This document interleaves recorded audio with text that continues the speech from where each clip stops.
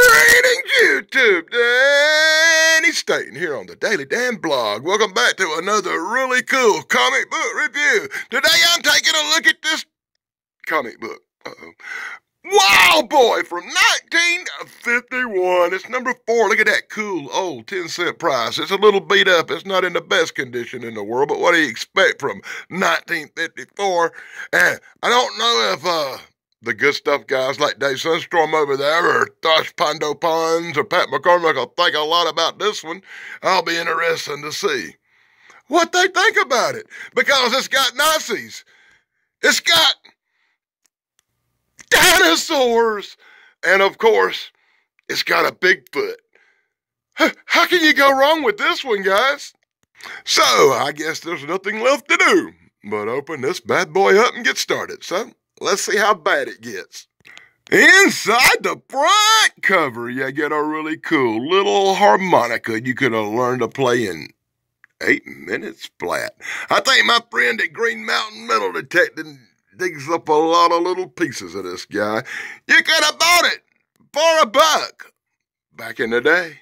And the first story in the book is Wild Boy and the Tyrant in the Jungle. That's right, Kuda Kati here. What's his name? Kuda, the great Kuda, has come to the jungle to take control, to have his way with the native women. What? So in full panels brought to you by the Daily Dan Blog, we get to see Kuda come to the jungle. We get to see Kuda show his great power with his bang-bang weapon, shooting down some natives. We get to see Kuda make a pile of bones out of the natives and tell them, you will worship the great Kuda. You will do what the great Kuda says. Or the great Kuda will Kuda you. Oh my God. Well, I guess that explains a lot about the great Kuda. You know, he looks like he might be a bad guy. Wah, wah, wah. Little Keto seen what was going on, so he went over and called up the Wild Boy. That's right, he got in touch with this guy they call the Wild Boy. And that's all we're going to learn about his name. He is Wild Boy. And this is his friend Matt Troisi. This is his friend Keto. That's right, Keto. By the time Keto and Wild Boy get back, they catch a village in flames and the tribal chief laying on the ground with a bullet wound. It don't take Wild Boy long to track down the doer of this evil. That's right, he sees piles of bones, piles of skulls. This guy, this evil guy who they made everything possible to make him look like the devil, they did. That's right, he has to be stopped because he looks like the devil. So, he attempts to take control, to take control of the natives using a hypersensitive drug that turns them into ghost-faced zombies that do his bidding. Oh my God, it gets complicated in these stories as he has the natives attack the Wild Boy. So, Wild Boy lets out his Tarzan-like yell and brings down his army of animals on the bad guys. And it don't take long before he's disarmed them and captured them. And now, Kuda, whatever his name will be, turned over to the authorities as Wild Boy and Little Keto. Right off into the sunset, right off into the next adventure, and the next adventure's called Wild Boy and the Monsters of the Evil Valley. That's right, we're going to get us some dinosaur action. We're going to go to Jurassic Park with Wild Boy. He walks in and tells Keto, what's happening, my friend? And Keto going to fill him in on the next adventure. So Keto fills Jungle Boy in. Jungle Boy? No, not Jungle Boy. Oh my God, Wild Boy. I keep wanting to call Jungle Boy would have been a better name. I keep wanting to call him Jungle Boy. Well, anyway, Keto fills him in about the trap door, the secret portal, the one that goes down to a lost valley. So why the hell not? Let's just jump in. Wildcat, Wild Boy, and Keto all jump in. They take a little trip down the valley. That's right. And what do they find? Valley of the Dinosaurs. That's right. Straight out of another comic book, I think. Is anybody getting serious cartoon Valley of the Dinosaur vibes from this little bit of art? I think this might have morphed into Valley of the Dinosaurs once. Well, anyway, Wild Boy. he gets down to the Valley of the Dinosaurs. He winds up encountering all kinds of dinosaurs. Oh, the excitement as he trips, falls, and makes an idiot of himself. And now he runs into cavemen. That's right, cavemen that have taken Keto captive. Oh, the excitement. They should have stayed out of the Lost Valley of the Dinosaurs, the morons. Anyway, of course, Jungle Boy, I did it again. Wild Boy is going into action. Wild Boy is going crazy. Wild Boy is saving the day as he rescues Keto, as his cat takes out the other cavemen. Info panels brought to you by the Daily Dan blog. You'll see the incredible action as Wild Boy rescues Keto. Wild Boy eludes the cavemen pursuing him. And eventually he sees a dinosaur bite another dinosaur on the ass. No, I'm just kidding. Oh my God, how surreal this is. They're still being pursued by the cavemen who are bound and determined to have Wild Boy and Keto for dinner.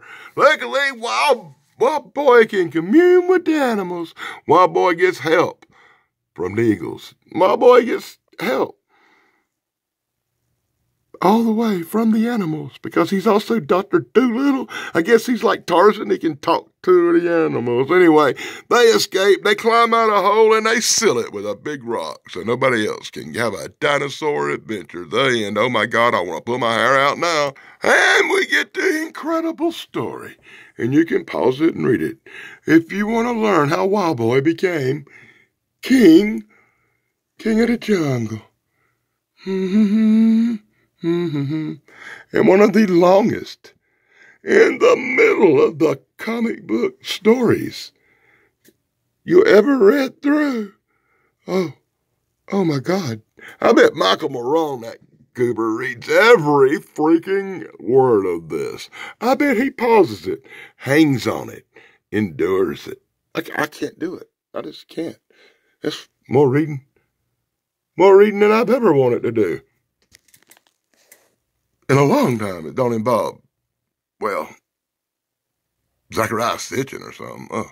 We get this bobbly mess called Frank Slade Animal Trainer where he's teaching lions how to jump and chase and hunt because lions need a man to teach them how to hunt. Oh, my God. And then we get the incredible tale of Joe Barton. And why Joe Barton is in this Wild Boy comic book, I do not know. But Joe Barton's talking it up to Red. And info panels brought to you by the Daily Dan blog. Red is in a bad bar. Red's making advances at Rip over here. What was his name? For some reason, I want to call him Rip or Joe Palooka. But his name's Barton, Joe Barton. Anyway, Joe Barton's talking to Red.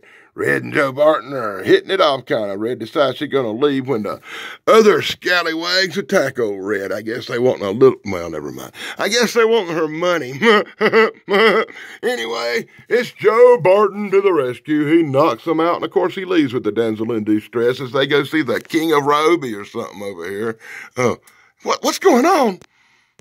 Well, anyway, the King of Nairobi told Joe Barton and Red here about a mysterious man-ape that lives in the mountains. So, of course, they're going to take off. They're going to go camping. They're going to go investigate. They're going to go in search of the mysterious man-ape. And they find giant foot. Oh, my God. Don't you just love a comic book with a Bigfoot in it? I want you to know, when I picked this comic book out to review, I had no idea it was going to have Nazis, Bigfoot, and dinosaurs in it. I really did. And this whole comic is nothing but a surprise.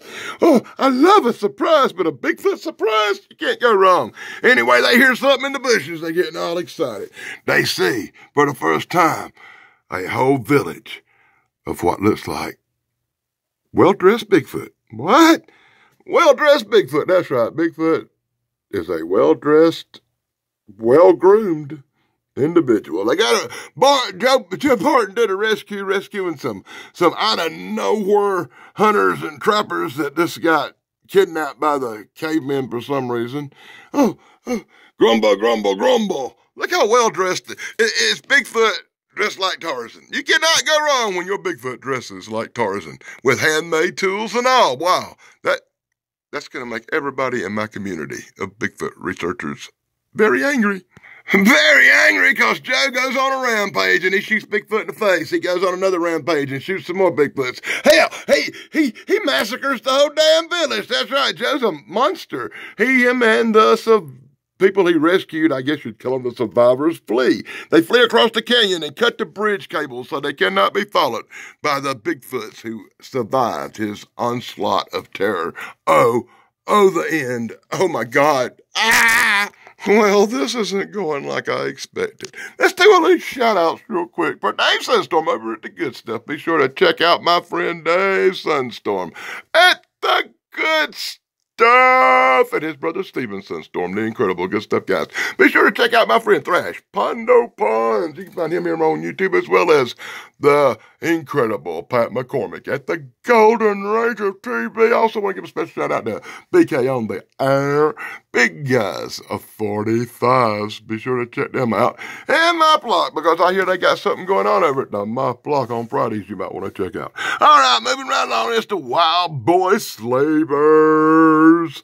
Oh, and they're going to be fighting some slaves. They're going to crack a whip on Wild Boy. This is a bonus story, ain't it? Anyway, Wild Boy swinging through the trees. Wild Boy hanging out with his bird when he hears the news. In full panels, brought to you by the Daily Damn Blog. Kobe Kingston go over and tell Wild Boy there's some people taking people down at the next village. They putting them in chains and making them pick some cotton and shit. What can you do about it there, Wild Boy? And Wild Boy's like, I'm going to be over there and I'm going to see what's happening. Wild Boy's sneaking around, but he gets saw and somebody takes a pingy bullet shot at him. Wild Boy going to have to spring into action and try to get away from these crazy people with chains. But he don't do such a good job, and they captured Wild Boy. That's right, Wild Boy been taken down. Wild Boy and Keto have been chained to the wall and left for dead. But then he calls up his buddy. He calls up an elephant.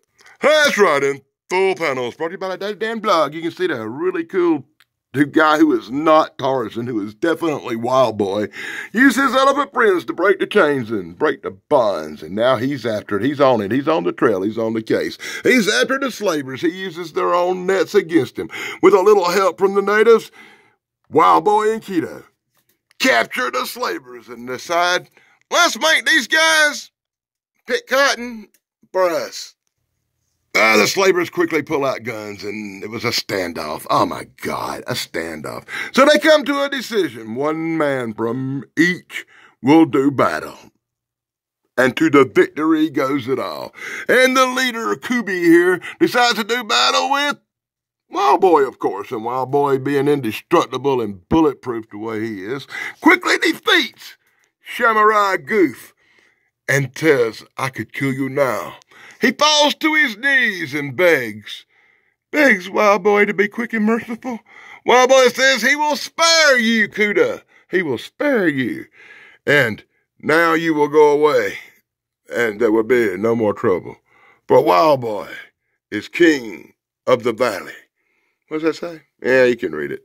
The end of this dismal, miserable nightmare. No, honestly, I have to say I kind of enjoyed this comic book more than most. You had a Bigfoot and had a Nazi and a dinosaur. You can't really go wrong. The art looked good. It was pretty good stories. Look at these really cool watches and rings and crap you could have bought back in the day for $4 and $5. You buy any of this stuff now, it'd be $100, $150. And you could have turned into a stud. If you could have had your body look skinny. You could have had this if you had just ordered here. You took this Atlas workout. Oh, God, whatever. And only in America in 1951 would you find a really cool cigarette and cigarette lighter commercial on the back of a comic book. That's my incredibly long, my incredibly drug out, my pretty good look at the comic book we call Wild Boy.